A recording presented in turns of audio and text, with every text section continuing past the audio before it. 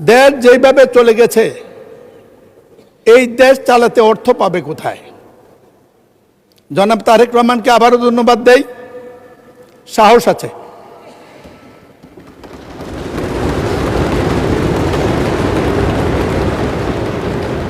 আপনারা স্পিকার সাহেব আর deputy speaker সাহেব সংসদে বসলে স্বাভাবিক নিয়ে বামপন্থী হয়ে যান, কিন্তু একটু সতর্ক থাকেন, এই কথা তো বলতেই পারি। তারাও বলেছে শেখ হাসিনা বিদায়ের পর তারেক জি আসবে না, আসতে পারবে না, আসলেও দাঁড়াইতে পারবে না, দাঁড়ালেও নির্বাচন করতে পারবে না, নির্বাচন করলেও ক্ষমতা যেতে পারবে না। এই দিন না আরো দিন আছে, এই দিন নিয়ে যাবে সেই দিনের কাছে। ক্ষমতা তো চলেই গিয়েছিলেন, আল্লাহ ঠেকেছে।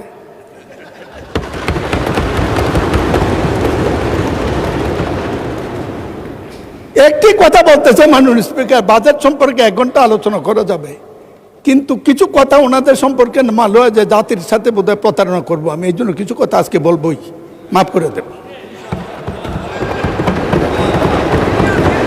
ওনাদের সাথে আমার খুব ভালো সম্পর্ক।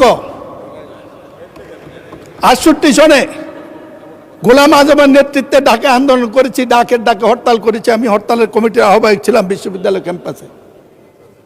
সেই গোলাম আজম সাহেব আমার 2য় সংসদ নির্বাচনে আওয়ামী লীগের বিরুদ্ধে জামাতের প্রার্থী আমার এলাকা থেকে প্রত্যাহার করেছিল। আমি আপনাদের কাছে কৃতজ্ঞ।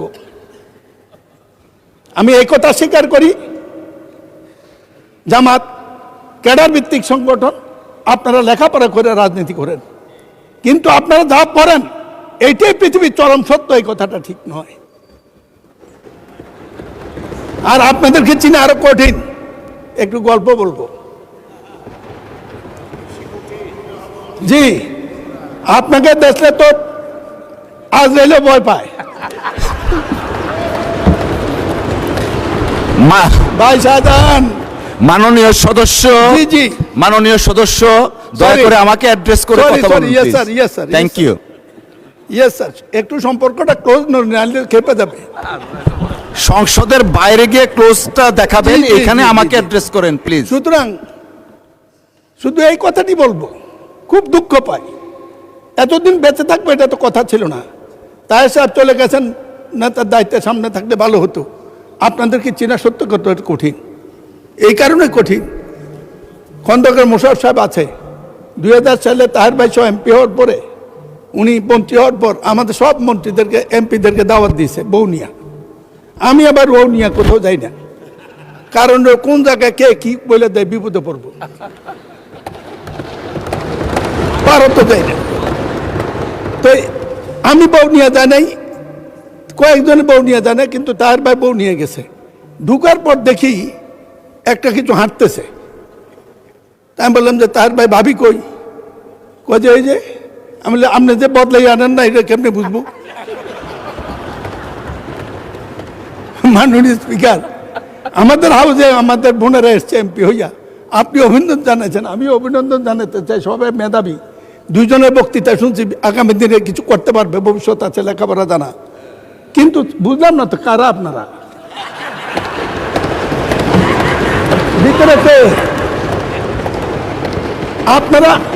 আপনারা এদিকে দেখতে পারেন, আমরা এদিকে দেখলে কি আছে এটা বুঝবো না, এটা ঠিক না। মাননীয় সদস্য প্লিজ, পার্সোনাল ফ্রিডম নিয়ে কথা বলা উচিত না, ঠিক না।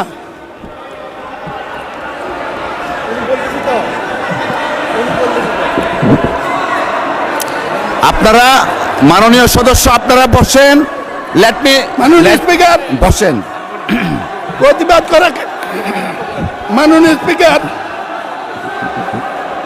মাননীয় স্পিকার, মাননীয় সদস্যবৃন্দ আপনারা বসেন। কাউকে কিছু বলিনি, অতীতে একটি ঘটনা আমার গল্প বলেছি। এই আপনারা বসেন দয়া করে। মাননীয় সদস্য,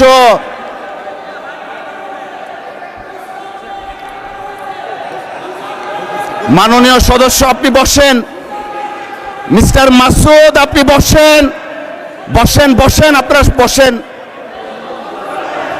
মাননীয় speaker, please take your seat all the আমাকে মেম্বার্স। কথা বলতে দিন। মিস্টার নাজিবুর রহমান বসেন, আপনি আমি মিস্টার কাউকে নাজিবুর ছোট রহমান করিনি। বসেন।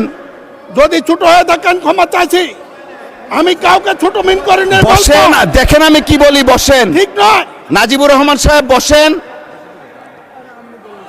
মেম্বার অফ পার্লামেন্ট আপনারা মাননীয় বসেন স্পিকার। দয়া করে।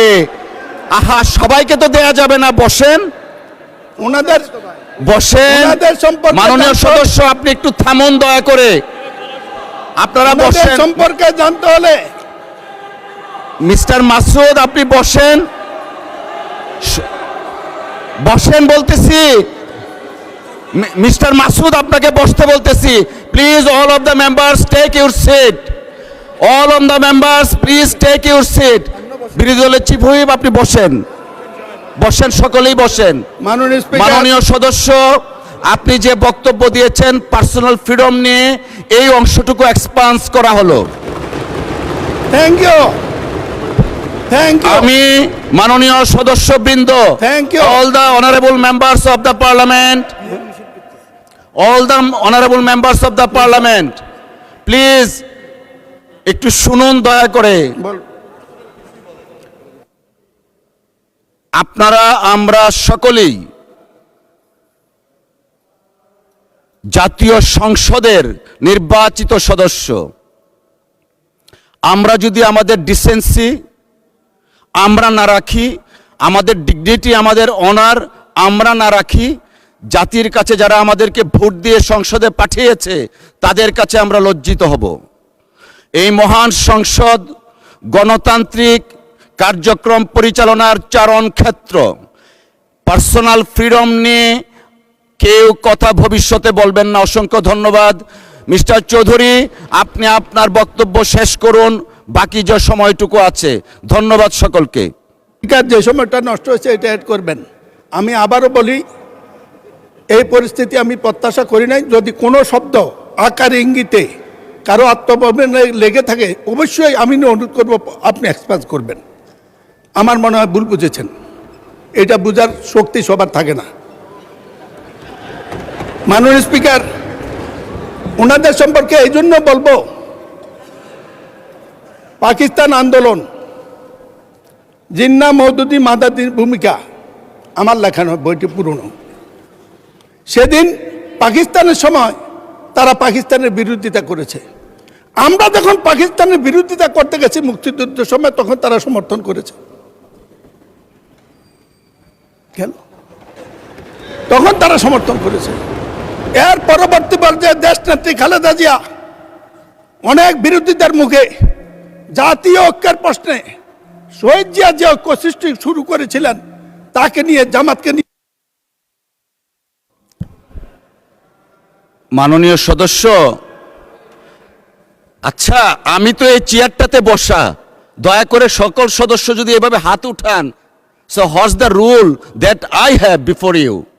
মাননীয় সদস্য, আপনার 4 মিনিট সময় বাড়িয়ে দেয়া হলো, বিকজ ওই সময়টা আপনি কথা বলতে পারেননি। 4 মিনিট সময় আপনাকে দেয়া হলো অতিরিক্ত। ধন্যবাদ। মাননীয় স্পিকার, আপনি বললে এমনি বসে পড়ব, তো আমার প্রতি সুবিচার হয়েছে বলে আমি মনে করি না। ইচ্ছা আপনার।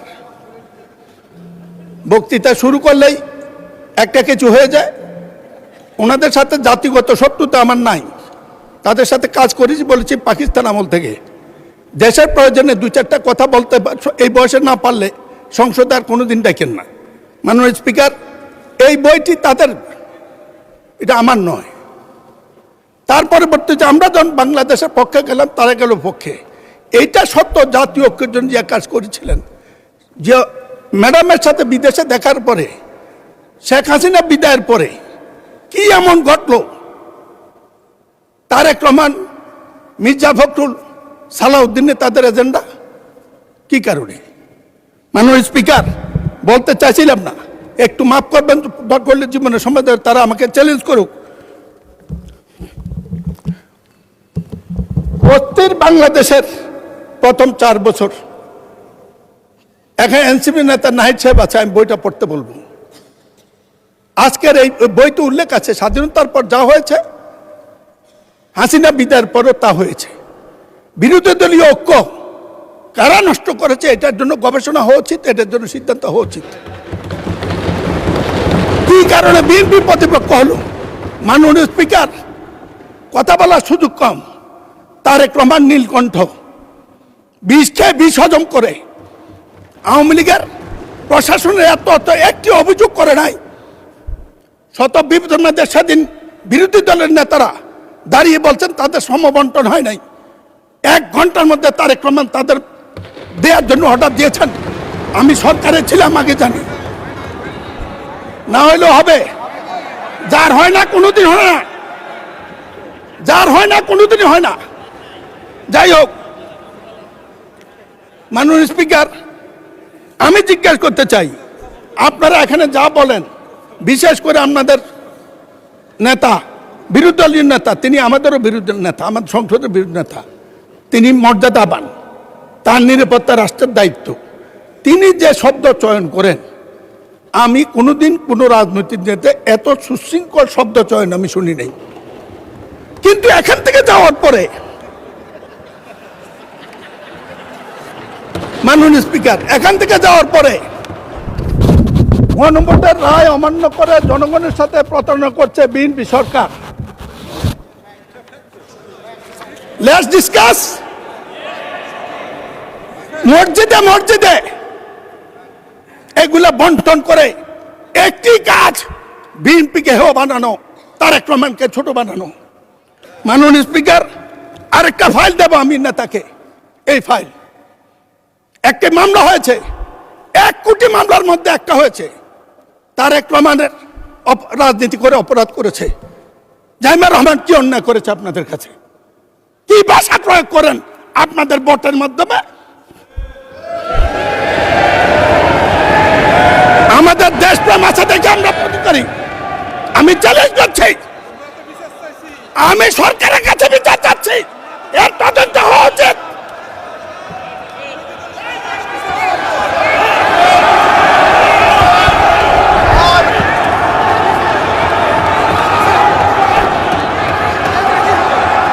এই মামলার কাগজ আমি দেব।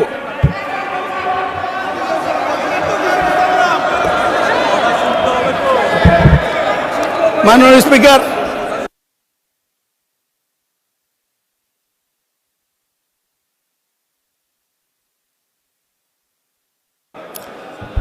মাননীয়